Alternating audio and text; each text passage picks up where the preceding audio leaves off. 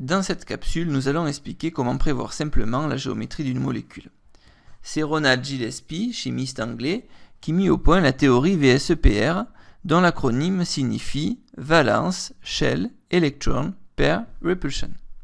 Cette méthode permet de prévoir rapidement la géométrie des molécules. Voici le principe sur lequel repose cette méthode. Les électrons des paires électroniques de valence se repoussent car ils sont de même charge négative.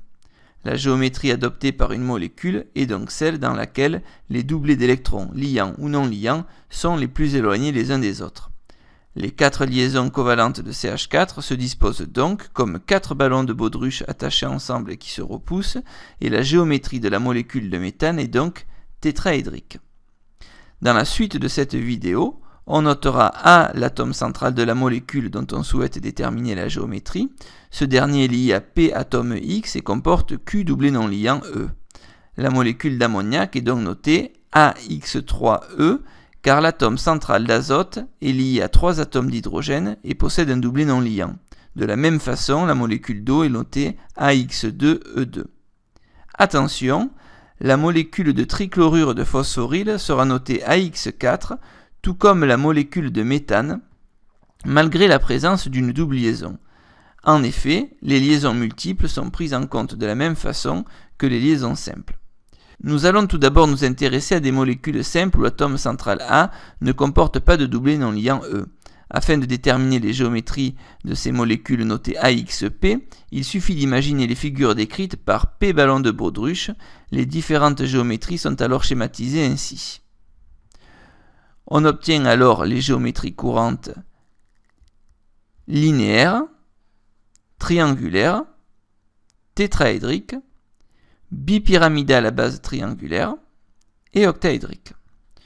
On notera dans ces figures que tous les angles sont égaux à l'exception de la géométrie bipyramide à base triangulaire. Voici pour chaque géométrie une illustration concrète. Qu'est-ce qu'il change lorsque l'atome central possède un ou plusieurs doublés non liants E? Il ne va pas falloir confondre la figure de répulsion avec la géométrie réelle.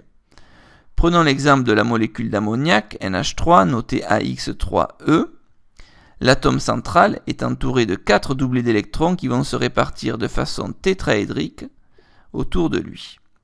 On dit que la figure de répulsion est tétraédrique.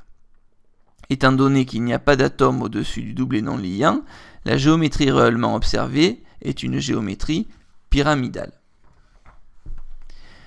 Dans le cas où P plus Q est égal à 3, on distingue alors deux cas selon que l'atome central comporte ou non un doublé non liant.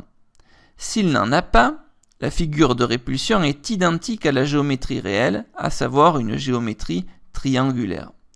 Si l'atome central comporte un doublé non liant, la géométrie réelle est alors une géométrie coudée, différente de la figure de répulsion.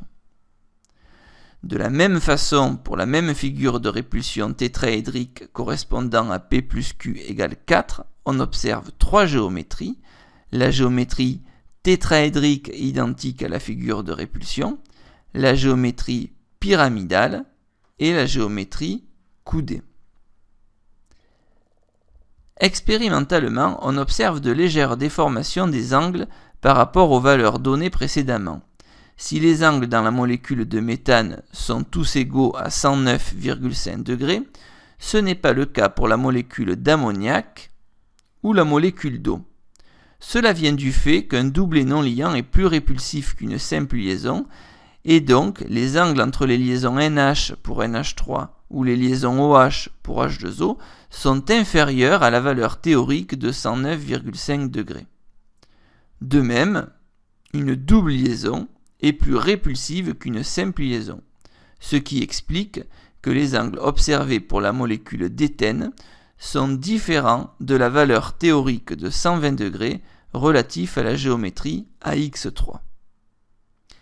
Attention, on pourrait croire que l'angle alpha qui apparaît ici sur la représentation de Cram de l'ion phosphate est supérieur à 109,5 degrés car une double liaison est plus répulsive qu'une simple liaison.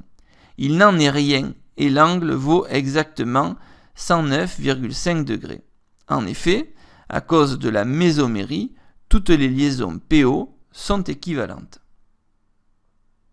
En conclusion, voici la méthode à suivre étape par étape pour déterminer la géométrie d'une molécule avec la théorie VSEPR.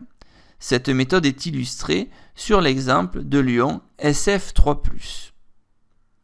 Étape 1. Déterminer la structure de Lewis de l'entité. Étape 2.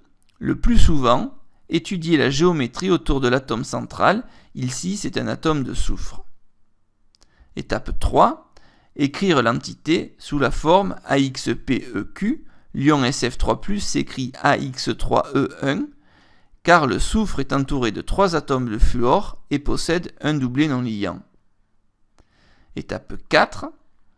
À l'aide de la somme P plus Q, déterminer la figure de répulsion.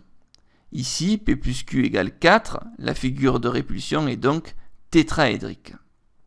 Dans une 5e et dernière étape, à l'aide de la valeur de Q, déterminer la géométrie réelle.